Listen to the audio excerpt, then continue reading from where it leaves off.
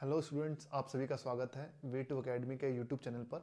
और जैसा कि आपको पता है CDS 1 2024 का नोटिफिकेशन आउट हो चुका है और आप सभी के सामने मैं नोटिफिकेशन लेके आ चुका हूं ताकि आपको एक क्लैरिटी मिल जाए कि आपको पेपर पैटर्न कैसा है, आपको क्या क्या चीज़ें पढ़नी है, कट ऑफ कितना रहने वाला है, एज क्राइटेरिया क्या होने वाला है और भी बहुत कुछ। ठीक है ना।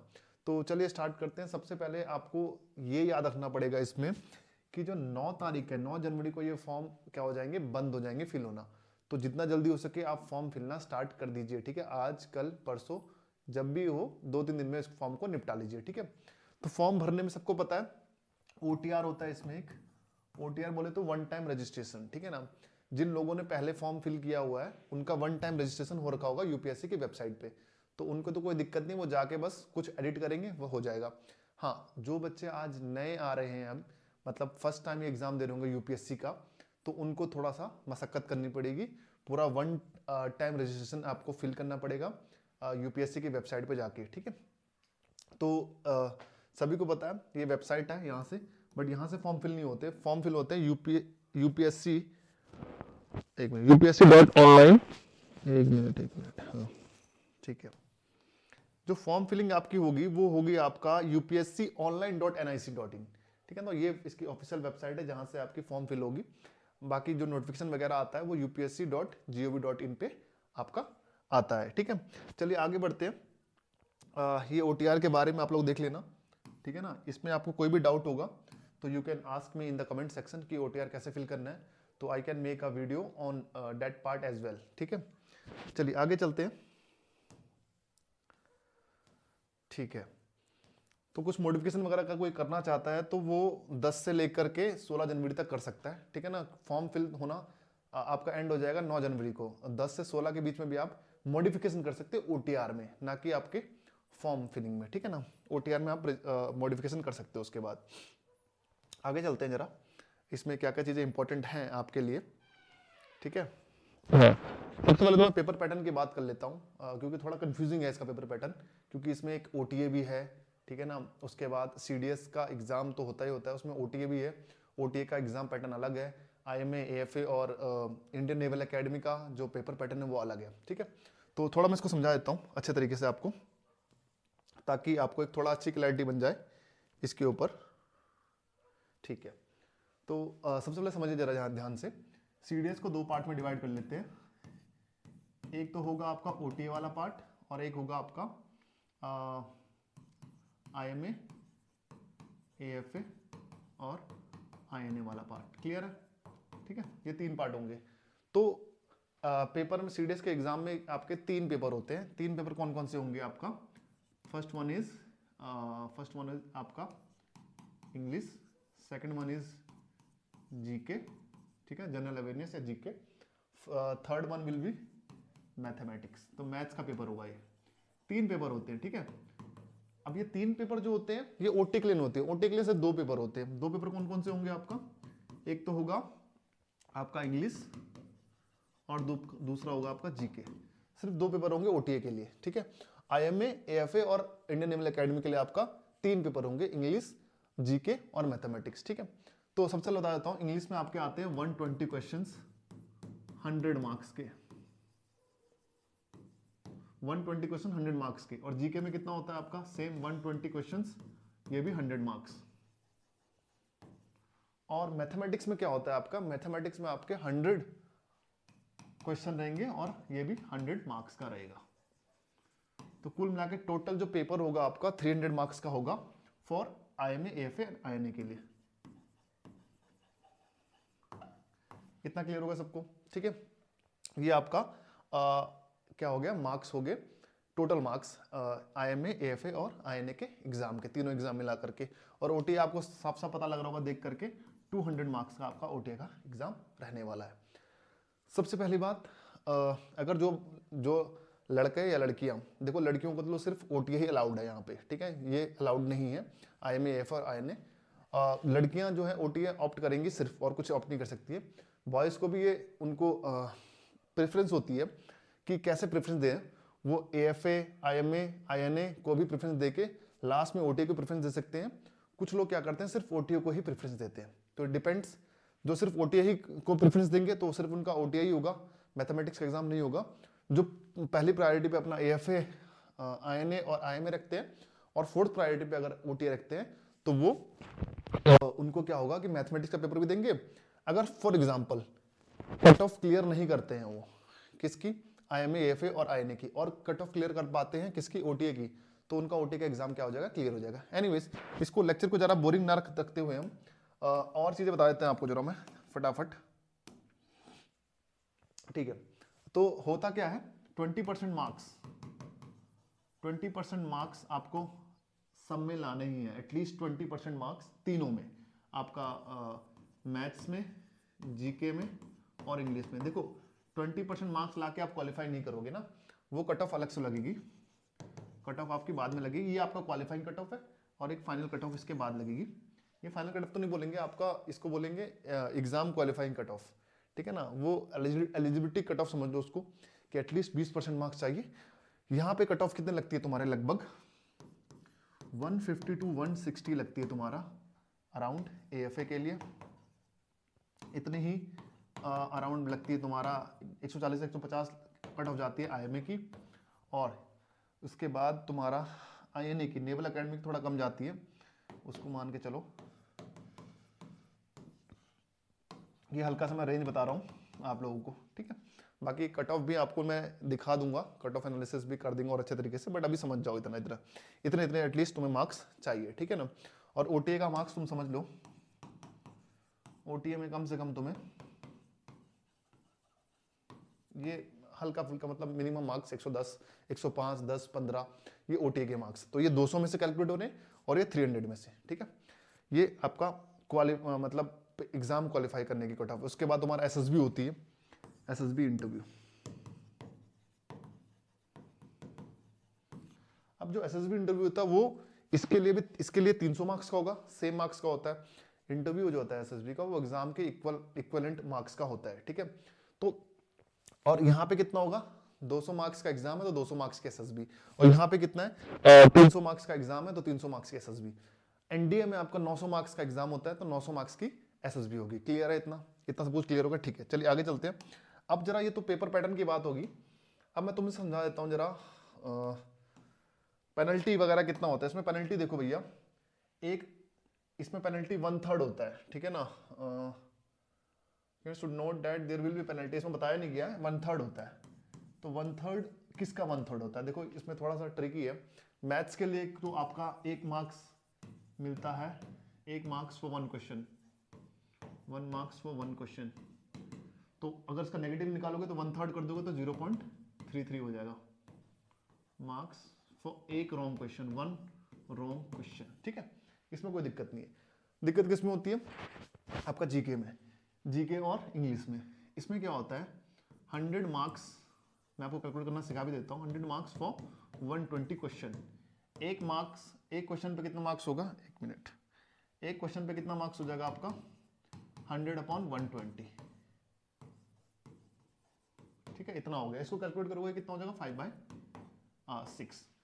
अब एक क्वेश्चन जब तुम गलत करोगे ना तो इसका 1/3, इस नंबर का 1/3 नेगेटिव होगा, तो 1/3 इसका निकालोगे तो 5/18 हो जाएगा, तो 5/18 हो जाएगा। क्लियर है इतना। तो ऐसे आप नेगेटिव मार्क्स अपने कैलकुलेट कर सकते हो। एनीवेज, इससे आगे चलते हैं, आगे चलते थोड़ा वैकेंसी के बारे में आपको बता देता हूं मैं जरा फटाफट, वैकेंसी में क्या क्या चीजें रहने वाली हैं इसमें। हाँ, ये रही वैकेंसी। इंडियन मिलिट्री एकेडमी की वैकेंसी कितनी है, इंडियन मिलिट्री एकेडमी की वैकेंसी 100 वैकेंसी है। उसके बाद आपका इंडियन नेवल एकेडमी जो आपका एजीमाला में है, उसमें है आपका 32 वैकेंसी। उसके बाद आपका एयरफोर्स एकेडमी में है 32, इसमें भी सेम। ये आपका सिर्फ फ्लाइंग के लिए होता है भैया, समझ जाओ इतनी बात।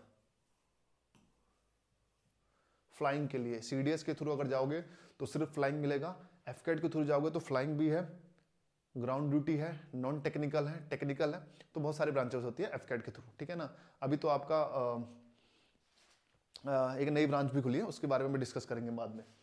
और उसके अलावा उसके बाद आ जाओ OTA, officers training academy Chennai, ठीक है। तो इसमें आपका 275 ये मेन के लिए है, वुमेन के लिए नहीं है, ये वुमेन की सीट्स थोड़ा कम होती हैं, ठीक है।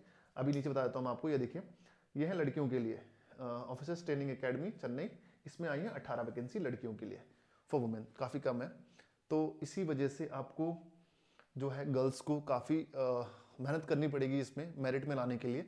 कई लोग आपने देखा होगा कि एग्जाम क्लियर कर देते हैं, एसएसबी भी रिकमेंड हो जाते हैं, बट मेरिट आउट हो जाते हैं। क्यों? क्योंकि vacancies is very low, vacancies are very low for OTA women.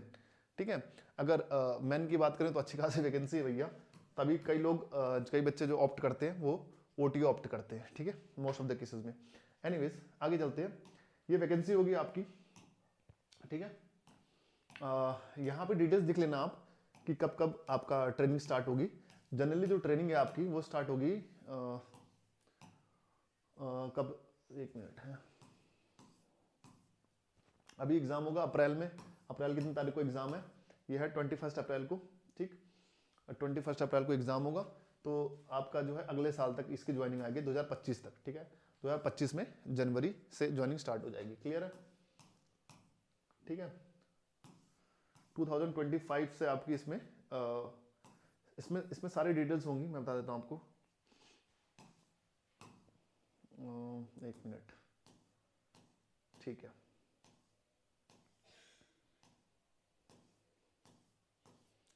इसमें ट्रेनिंग डिटेल्स भी होती है, आप लोग इफ़ यू वांट आप लोग देख सकते हो आराम से ट्रेनिंग कब कब स्टार्ट हो रही है। एनीवेज आगे बढ़ते हैं, कुछ और डिटेल्स तुमसे शेयर करनी है। थोड़ा एज क्राइटेरिया का देख लेते हैं। एज क्राइटेरिया जो है आईएमए के लिए 2 जनवरी 2001 से लेकर के 1 जनवरी 2006 तक के मेल इसमें हो सकते हैं एलिजिबल।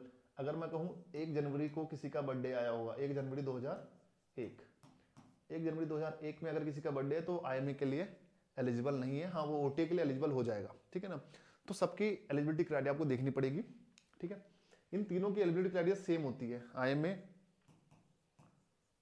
एएफए और आईएनए।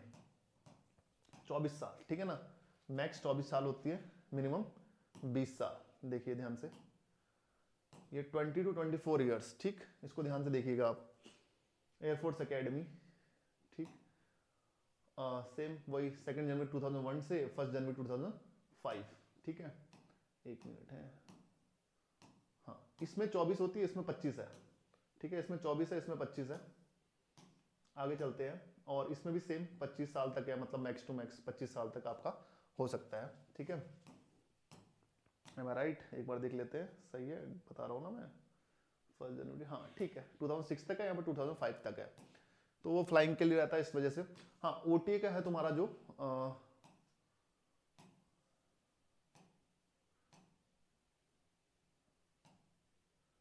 24 ही रहता है सबका। रुको एक minute, below 25 years must be unmarried, अलग चीज है। चलो ठीक है, इसको छोड़ो।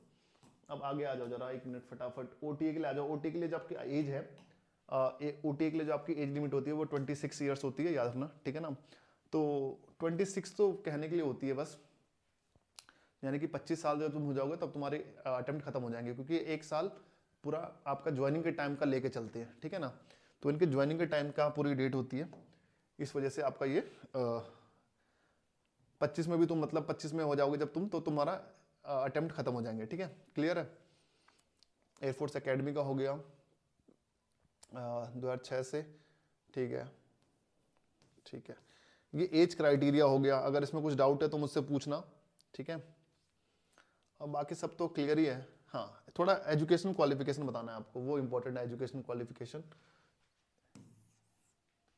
आईएमए और ओटीए के लिए डिग्री, कोई भी डिग्री चलेगी, बीए, बीएससी, बीकॉम, कुछ भी चलेगा। ठीक है, बीए, बीएससी, बीकॉम, आपकी सारी डिग्री आपकी, if you have done BA, BSc, BCom, anything, you are eligible for IMA and OTA. Indian naval academy के लिए डिग्री इन इंजीनियरिंग होनी चाहिए, यानी कि बैचलर इन इंजीनियरिंग या आपका बीटेक होना चाहिए फ्रॉम अ रिकॉग्नाइज्ड यूनिवर्सिटी और इंस्टीट्यूशन। एयरफोर्स एकेडमी के लिए देखो, इसके लिए भी कोई दिक्कत नहीं है, बीए हो, बीएससी हो, बीकॉम हो, no problem, but you must have physics and maths at your 11th and 12th level. ठीक है ना, +2 बेसिकली +2 ही समझ लो आप। तो उसमें आपका मैथमेटिक्स होना चाहिए। वैसे इन्होंने इसमें लिखा है या नहीं लिखा है, but 55 marks each. AFCAT में तो ये मांगते हैं 55 मार्क्स ईच, बट इसमें लिखा नहीं है, तो ठीक है, इसमें लिखा नहीं है तो ये समझ के चलिए आप, ठीक है। इसमें नहीं लिखा है तो इसका मतलब ये मान के चलिए कि नहीं, इसमें मार्क्स का क्राइटेरिया नहीं होगा 11th-12th में, ठीक है। वैसे होना तो चाहिए, उसमें भी एयरफोर्स के लिए सेम मांगते हैं, ठीक है।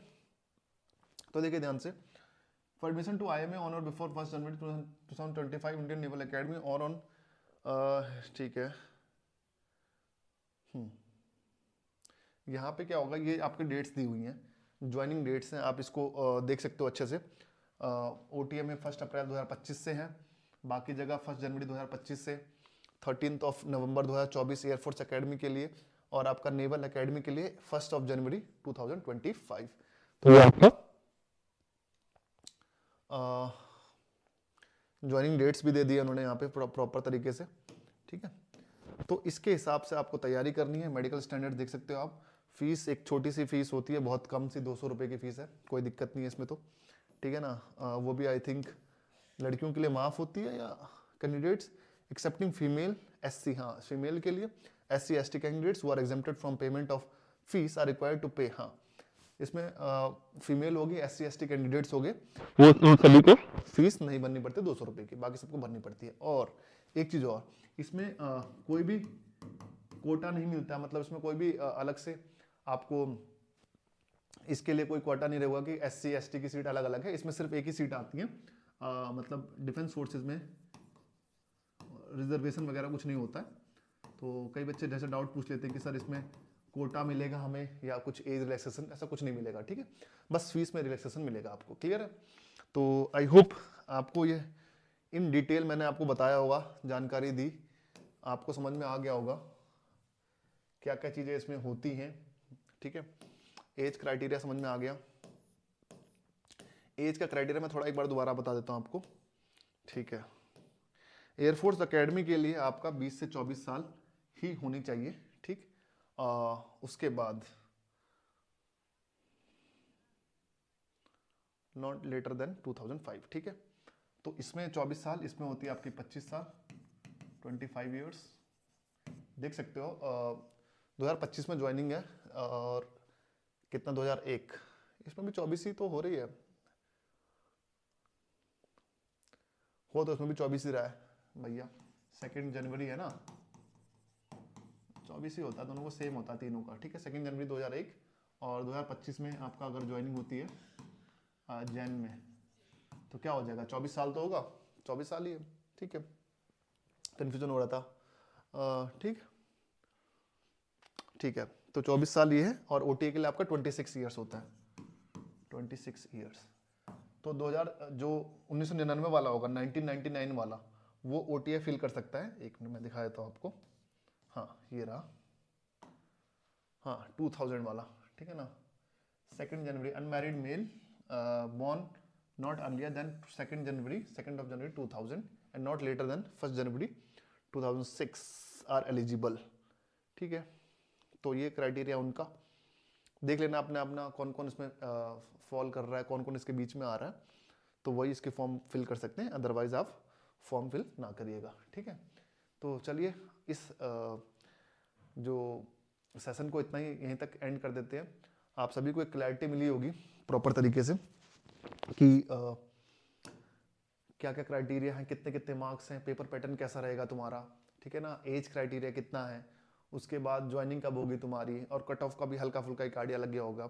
और मैं इसके बाद डिस्कस करूंगा SSB वगैरह के पार्ट भी, और हम लोग आपको पता है कि नंबर सिस्टम वगैरह पढ़ रहे हैं, तो नंबर सिस्टम CDS का एक बहुत इंपॉर्टेंट पार्ट है, अलजबरा वगैरह वो सब भी डिस्कस करने हैं। मैथ्स में क्या क्या चीज़ें और तुम्हें पढ़नी चाहिए या पढ़नी पड़ेंगी, तो I will discuss a lot of things related to CDS exam as well as NDA exam.